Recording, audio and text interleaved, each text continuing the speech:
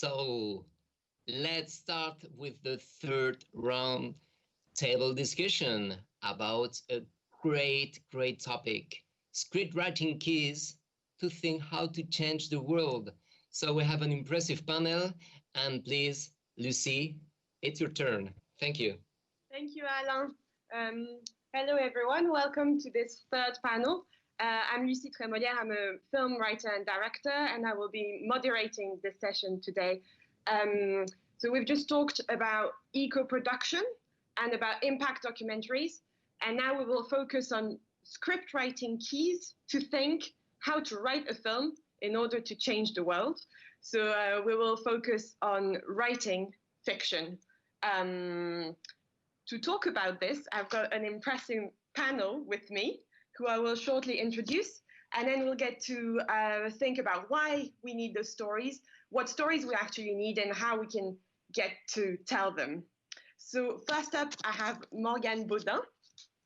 Morgane's mission is to inspire a more sustainable world through film and TV series, first through positive impact product placement with her startup Pixetik, and also as a producer with Calista Films, where she develops sustainable films both in production but also in their content, and through workshops like the Opération Nouveau Récit, Operation New Narratives, workshop starting next month for its second session. We'll get to talk about it.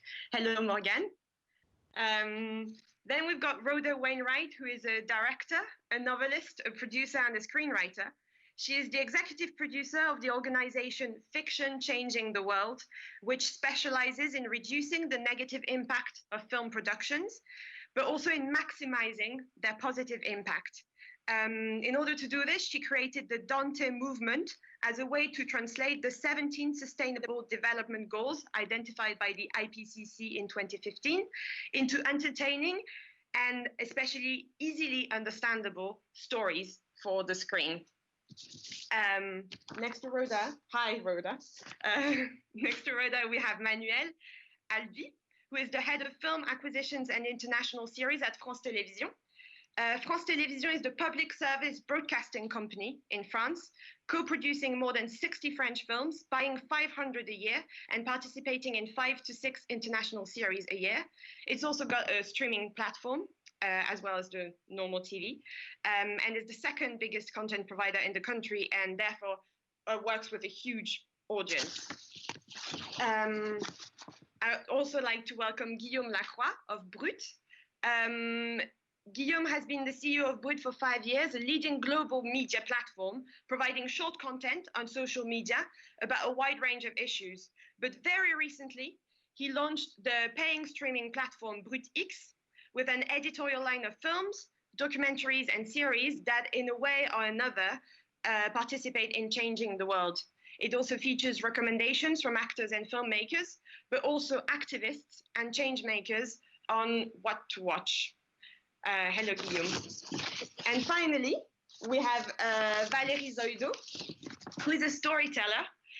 She's the co-founder of the Collectif Atmosphères, which has been promoting new narratives in order to understand and explore the imagining of alternatives for our present and for our future, especially through its festival, the Festival Atmosphères, which has now been running for more than 10 years. She recently wrote a report for the French Agency for Ecological Transition, l'ADEME, about what storytelling we need to address the current issues of our world through film and TV series, for which she interviewed 11 screenwriters. Welcome, Valerie. I'd like to start diving in the subject by quoting an Indian novelist, Amitav Ghosh, who talks about fiction. He wrote an essay about climate change and fiction, and he says about this, he says, "The great irreplaceable potentiality of fiction is that it makes possible the imagining of possibilities. And to imagine other forms of human existence is exactly the challenge that is posed by the climate crisis." He says that in The Great Derangement. And so that brings us to our first question that I'd like to ask Rhoda and Morgane maybe about why we need fictional stories when we talk about changing the world. Mm-hmm. Thank you, Lucy. Thank you very much for having me. I'm delighted to be in this amazing panel, surrounded by all these experts and pioneers trying to change the world through fiction. Well, answering your question, I believe fiction has a major role, and it's got, like you said, superpowers, no, in order to try to change the world. Because first of all, we reach massive audiences, and right now on subjects like climate change, it's a countdown. We don't have that much time, and we need as many people as possible to understand their role in avoiding the worst consequences of climate change, and also on all the 17 SDGs. No, how can they do their bit, no, to contribute to the goals? And also, fiction has the power to create role models, to create awareness, and we need to make sure that this awareness that we create is based on rigorous data and rigorous information.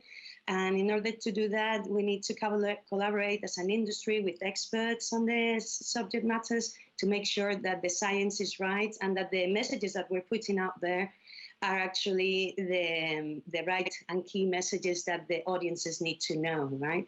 While we entertain them and while we keep them happy watching our content as usual, right?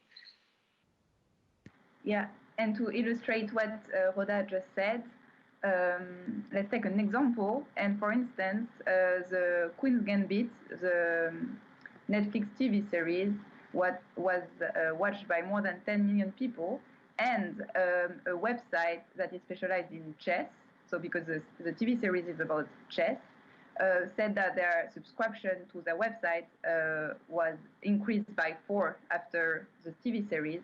And testimonies from people who watched and then subscribed to that service, to that website, said that it was because when they identified to the hero, Beth Harmon, they could feel like how amazing was chess, like the tension it provoked in her and how challenging it was, and that, yeah, by identifying and feeling the same emotions than her, they wanted to do the same and so subscribe. And so the whole question we're going to ask now, I think, in the panel is how do we use that power that we see in like a lot of other examples, like smoking, or how can we use that amazing influence that TV series and fiction has on us? How do we use that, and what do we say? What are the messages that we're going to pass through?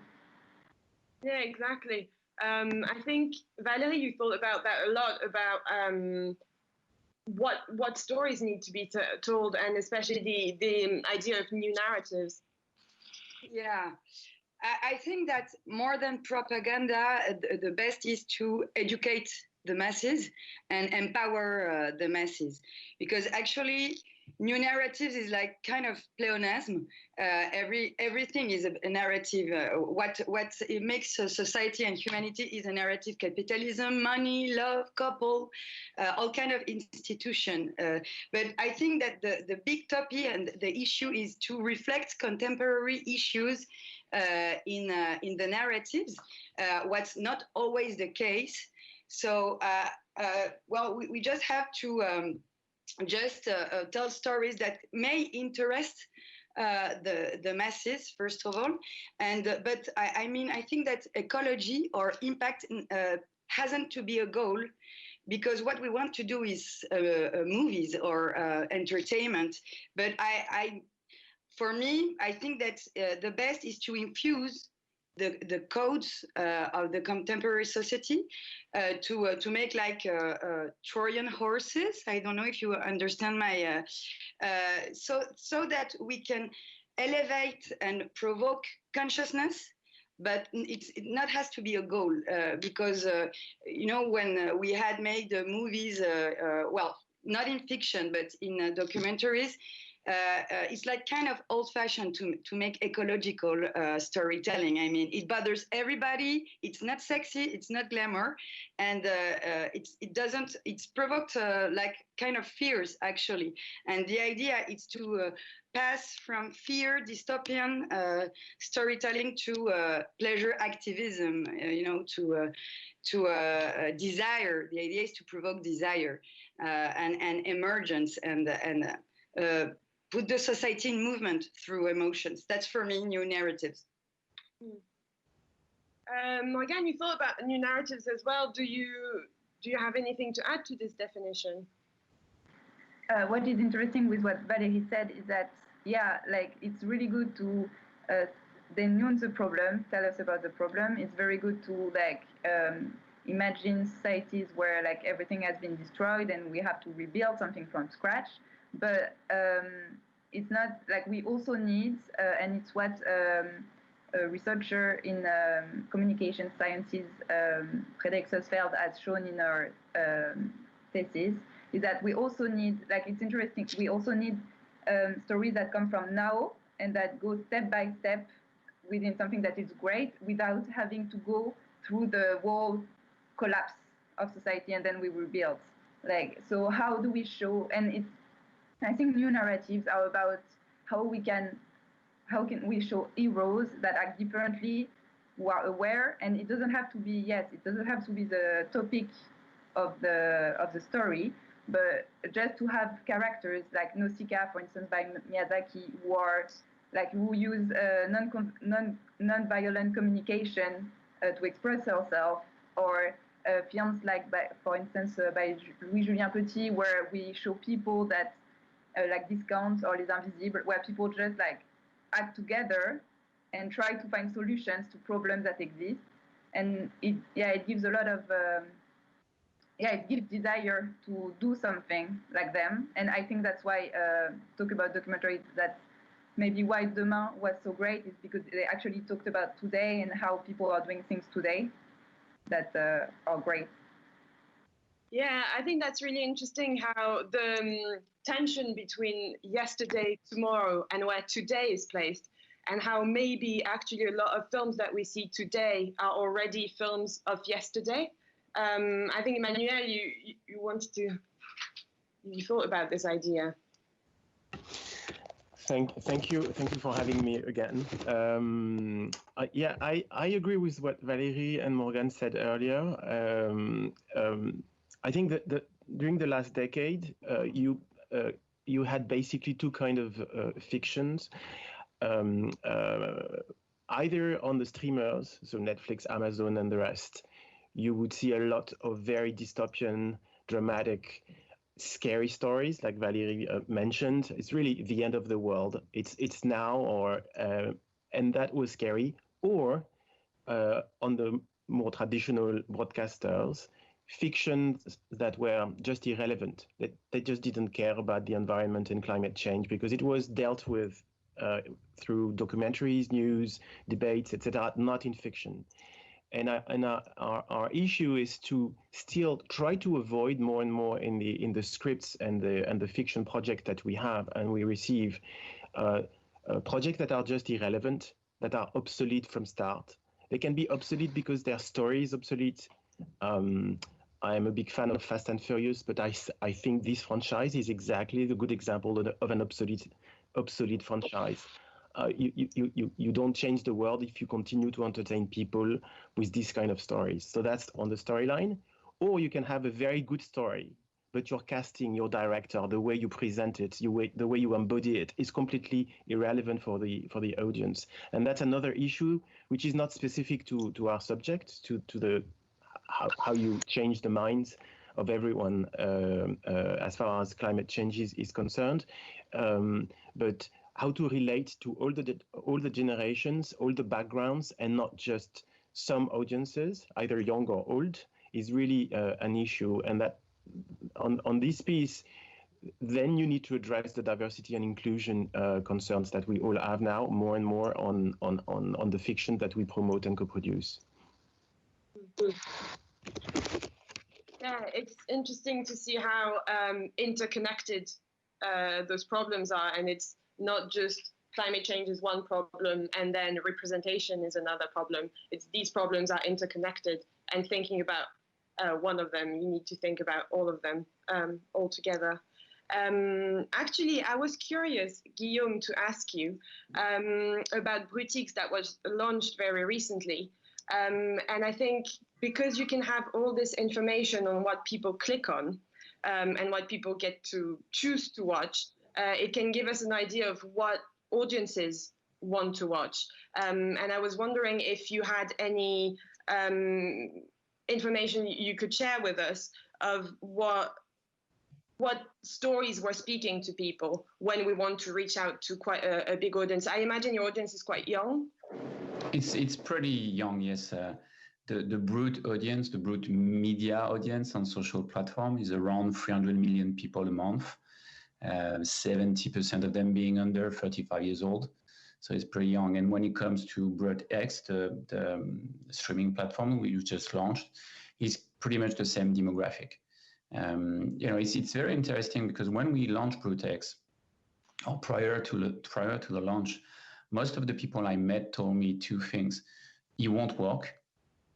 Because young people, actually, it was exactly the same that 5 years ago when we launched Brut. They told me they won't work because, young people, they don't want to pay, first of all. Well, we've done, after 2 months, we already accomplished 50% of our yearly target in terms of acquisition. So yes, they're absolutely ready to pay for stories that matters to them. And the other thing is, something we heard a lot too is why do you want to bother with the environment, women, diversity, and that's boring. And I swear, we are in 2021, and I heard that a lot. No, it's absolutely not boring. But I think to the point of everyone on the panel, one of the first thing, and it's part of the answer to your question. One of the first thing is, there's no way we're going to change anything if we don't make sure that we need to empower artists, talents, but the diversity of them. We need to make sure that there's 50% women, 50% male, telling the stories, acting, pushing the story. We need to make sure we have diversity in the casting, and we need to make sure that we pick those people.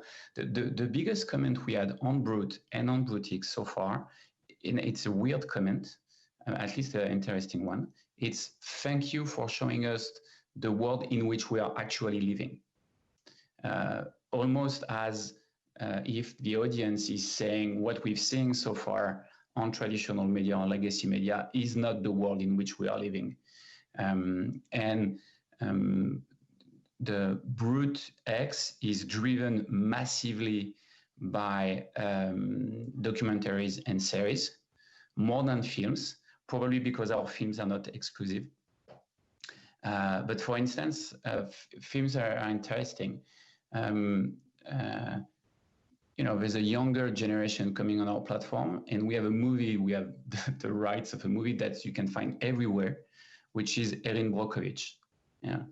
But in our context, which is a value-driven context, properly editorialized, you have a new generation rediscovering that story, which is an amazing, entertaining, value-driven story about a woman fighting. And it's like the movie has a new life. There's plenty of comment on social platform around the movie, and younger people are discovering the movie. I'm amazed by the movie. But when you look at the way it's told, it's very classical. So what we've seen is, I would say, two things.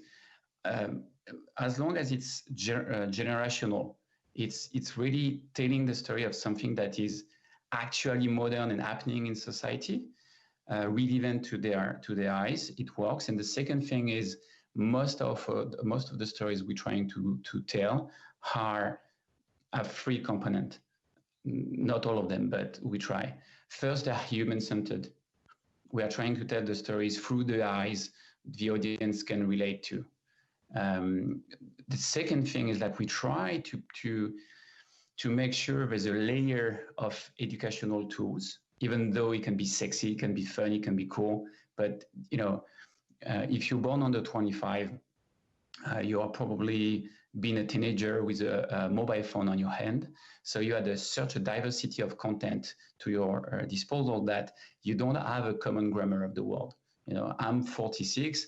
I'm born and raised in a world where I had 3 big TV networks, 2 or 3 newspaper, 2 or 3 big radio station, the same news cycle, the same way to understand the world. So I have a common grammar in our generation. We have a common grammar of the world. When you're young, you don't have that common grammar. So you need to make sure that in the stories you're telling, you're putting some tools in order for them to understand the issue, and issues are overwhelming a lot, especially climate change. And the third thing is, so it needs to be human-centered. It needs to have some educational tools. And the first thing is it needs to have a universal arch, which is a little bit like a local solution for global problems. You know, climate change is overwhelming. If you have a talking head explaining how screwed we are, it won't work. You won't engage the audience. But if you have stories about a young woman in Mumbai, in India, doing something which looks maybe very simple to change the world, but you say, look, it's part of a bigger problem, and you can understand why. And by the way, if everybody was doing the same thing, it would change the city, the town, the country, the continent, the planet. This works. And so, you know, every stories that have those type of key elements works incredibly well on the platform. Oh, thank you so much. There's a lot to unpack in this. I think that it's interesting how all of you have said something about how basically most of our stories, or at least a lot of the stories we get to see on screen, are not reflecting the current world, or at least maybe that's what a lot of young people would think, who maybe because they're used to this diversity of stories kind of resent the fact that maybe on their screens they don't see what they find in real life or on their phones when they choose the content. And that's really interesting. And also something else that you've talked about is overwhelming issues.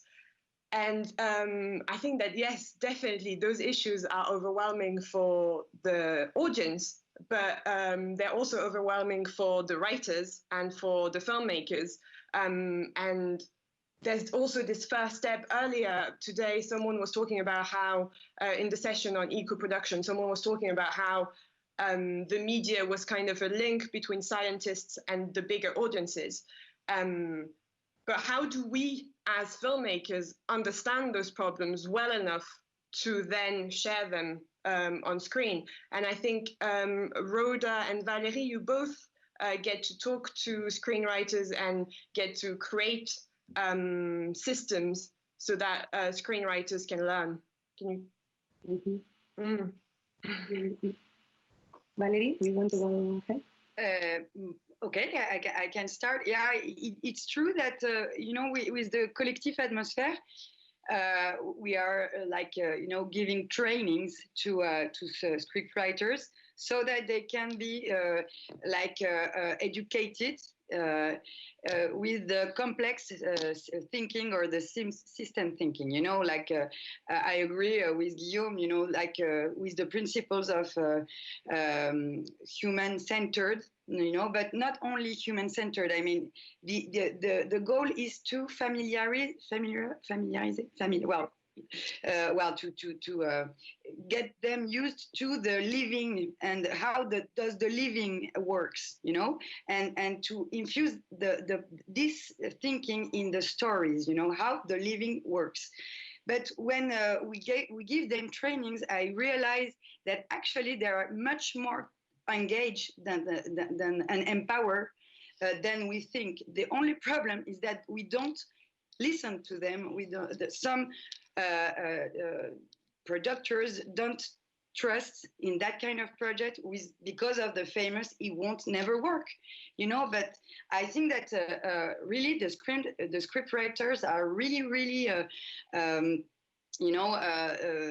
actually they know what are the contemporary issues. They know about permaculture, they know about transition topics, they know about the blockchain. I mean, I'm always surprised when I see the level and how many good projects are waiting to be produced or broadcast, you know. So I think that we actually need a diversity, it's true. but we need also to create put horizontality in the verticality of the system. I mean that everybody has to be around the table, producers, broadcasters, and because there are a lot of believings or false believings about what could work or not, what would work, what the public wants, the masses want, or what they don't want. And I think that it's a time of cooperation, collective intelligence, and because the topics are too complex, you know. So I think it's about around that. Yeah. Do you have the same experience talking to screenwriters, Rhoda? I do believe there's a lot of awareness and willingness from the creator councils, the scriptwriters, the directors, the industry of pushing these topics and these messages out, you know. And also what we recommend when we created the Dante movement, one of the main things we said is like, don't try to fit the science into your story, no? It's about find a topic, find a message that you're really concerned, that you're really passionate about, because we all know we're going to spend a lot of time working on this story. We're going to spend probably years working on this story. So make sure you're really passionate about this, and then surround yourself with the experts on this topic that will be great collaborators for you, and that you can start brainstorming with them from the beginning. That for us is like the ideal thing, no? I'm really concerned about this particular issue about climate change or gender equality or proper education available for everybody. So, okay, who is an expert on this? Who can I collaborate with? And what we found is that these collaborations are amazing because scientists and experts are also looking forward and willing to collaborate on those stories. We are a very attractive industry. We're regarded as glamorous and fun. So when you talk to a scientist and you ask for help, say, oh, look, I'm trying to work on this story. Can you lend me a hand? They're always like jumping at the opportunity to join. And it's been creating wonderful alliances and partnerships on the screenwriting room. So it's about that, no? Finding the right message, finding the right topic, making it relevant to what it's going on now. But also, like, I agree what has been said before. We cannot tell people that the world is coming to an end and leave it at that. That's overwhelming. That's just like so discouraging. Mm-hmm. We have to be inspiring. We have to be constructive with our stories, even if it's the biggest of dramas. But you have to finish watching that film or series and feel inspired to do something, and maybe with a little bit of luck, find ways to do something in your personal life or your professional life, you know, because for some of us, the challenge is to go out and demonstrate. For others, is writing stories. If you're a CEO, you should rethink your business strategy. So this is what all these different types of story that we can put out there can inspire people and make them realize what their role is and what they can actually do, and not just like say, well, this is such a big problem, it cannot be tackled. It's just the government should fix it, the big company should fix it. No, we all have a role in this, no? And that should also be one of our goals when creating this content. Yeah, there's a climate writer that I really like called Marianne Hegla, who said, just find out what you're good at and just do it. And I think it's really good because, yeah, for some people, you know, marching is not actually something they're comfortable with, but they can be really good at cooking and putting people together. And I think it's a great way of thinking about this. Morgane, I love how we're all talking about collaboration with experts and with other people in the industry. And Morgane, you've created a workshop called the Opération, which is also a lot about collaborating both within the writing process and with other people, experts. Yes, so it's something that we did last year for the first edition. So it was 35 screenwriters coming together and trying to think about pitch, by a group of 3, thinking about pitches that they could then develop into scripts. And here, I think the difficulty we had is that people want to talk about it, but then they don't. Yeah, it's overwhelming. They don't really know where to begin, and and then the imaginaries that we got from that screenwriting workshop were studied by the Frederick Sussfeld, the researcher I talked about. And yeah, she noticed that all the imaginaries were actually rebuilding after a collapse. So it seems that we are still very influenced by all the decade of collapsing stories we had, and it's very hard to think about something else. We really need to destroy everything and then rebuild. And so the big question for this year's edition that is going to begin soon, we introduce more sessions altogether so that we can deconstruct our imaginaries and that we have more examples of solutions, because I think that we still need a collaboration with scientists or change makers, people who do things, so that we have examples of things we can change in our scripts, and then do the translation, have the change makers a solution, and then make it into stories, because that's what screenwriters are good at.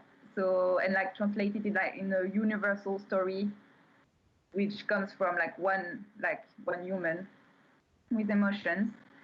And it's all about how do you, because even us, when we produce something, it's so easy to fall back into our old habits and the ways we thought about for 30 years, and so it's all about how do you introduce checks in your process of producing or writing or directing, so that at some point you take some distance and think, okay, but actually I'm so into the diversity, but then here I wrote a script and there are only white people in that script. How come? And can I do something about it? Is it relevant or is it not relevant? And the whole thing is not to say you should have one Black, one Asian person in your script. It's just at least at some point to question why you wrote that, and is it a representation, just a reproduction of a representation you have in your head, or is it really something you want to say? So yeah. Thanks. And going back to the idea of having everyone at the table, I'd quite like to have Guillaume and Manuel's opinion on these questions as well from the other side of the chain, even though obviously, I'm not sure about Brut actually, but France Télévisions also follows projects from quite early on. So how do you think diffusers can take part in this changing the way we write our scripts? Manuel, do you want to go for it? That's a tricky question. When you are from the point of from the side of a broadcaster like France Télévisions or a public service, a TV public service, we are quite far from the scriptwriter. You have in the middle we have the producer. So first, I heard you sharing how you want to educate the scriptwriters or help them, etc. But there is this other layer, which is the producer layer. And they are a filter between a scriptwriter and a broadcaster. You have a producer, and one of the issues, especially in cinema, that we have is that there is very, very little number of projects that just deal with climate or environment, either as a context or as a plot. It's just not there. So when it's there, when you have a project with a good producer, a good distributor, and a budget, a correct budget, there is no reason to fund and to finance the film. We had a story earlier this year about, which is a comedy about young teenagers, unobeying teenagers, and suddenly they understand that they need to save their melting glacier in their mountain. They need to do something. So it's very easy. It's not about the end of the world, and it's written as a comedy. No issue in our committee to greenlight our investment on this. It was really straight to the point. But we don't have a lot of them, because usually what the industry is doing is just reproducing the same stories with the same plots, with the same faces. So we don't change. We don't change. You can have a lot of scripts totally relevant. it's not enough. you need then to convince producers and then to come to the broadcasters, new or old like us or new like Brutix. You agree, Guillaume? I agree that I'm as old as Manuel, so something else. But I agree. My biggest concern right now, and it's been a rising question for me at Brut since inception, is I'm very concerned that I'm not thinking the right way, because I'm trying to fix. We're all trying to fix a problem within the limit of and a constraint of a system that actually was not built to deal with those type of issues. So I'm going to try to be a bit more clear. What I've learned from Brut, my biggest lesson maybe, is that if you want to bridge the gap between awareness and impact, you need not only awareness, and storytelling is the best way to get awareness, but you need to have some middlemen on the ground, middlemen and women on the ground, who can actually use the momentum that you're creating with the storytelling, with the stories, to actually have an impact on the ground. So, for instance, I think that, let's say there's a young writer who wants to write about climate change. You know what? If in his or her education process, in order to get more information about the type of stories he or she wants to tell, he will share that on an Instagram account or a TikTok account, on a Snap account, documenting the process of getting educated, what type of challenges, and where is he going. Most of the talent and writer right now would see it as a threat, because they would say, no, I want my story to be unique. I don't want anyone to hear about it until the movie is done, and all this stuff. But actually, we need to find ways to change the ecosystem in order to have more impact. What we've been doing at Brut, and we are using it for Brut X, is the following. We are using data a lot to link storytelling, awareness, young change maker, and grassroots organization to make sure that we are creating a flying wheel, a very virtuous cycle, where we know that the type of story we are selecting can raise awareness on issues which are underrepresented very powerfully. Then we know that we try to link change maker to it. So either we tell a story of a change maker, either the change maker is in the process, either is supporting the process, whatever. And we try through data still to make sure that we are linked, with one or some grassroots organization who can use the story as a showcase for the people that are dealing with on an everyday basis, to say, look at these incredible stories. That actually what we've been trying to do here on the ground. And, it gives a lot of momentum, because stories can inspire you. It can give you strength. We all have experienced that. I don't know if you've seen a movie like The Big Short, for instance, from Adam McKay. At the end of the movie, not only you have understood the subprime crisis, which is a nightmare to understand, in a very cool and entertaining and simple way, and you are you are offended. You want to start a revolution. You like it. It cannot go on this way. So that's the power of story. But stories cannot change the world by themselves. They need to have a bigger context around it, and we need, as a broadcaster, as a new kind of broadcaster, to build that ecosystem around. We need to push and influence writer, producer, actors, everyone, to actually share the bigger story. And we need to link that to grassroots organization, because at the end of the day, we all have plenty of things to do. We are working, we have kids. If you want to change the world, you need to get organized, I would say. So I think it again joins this idea of like creating connections and creating either virtual ones or real life ones, both within, it's always the same thing, within the industry and outside the industry, and then for the audience, to other real people. And I think that it's a great way of seeing fiction as completely belonging to reality. But kind of creating a microcosm to understand something or to feel empowered or, just understanding. We are reaching the end of this panel. It was so interesting. I've still not been chased, but I can see the time.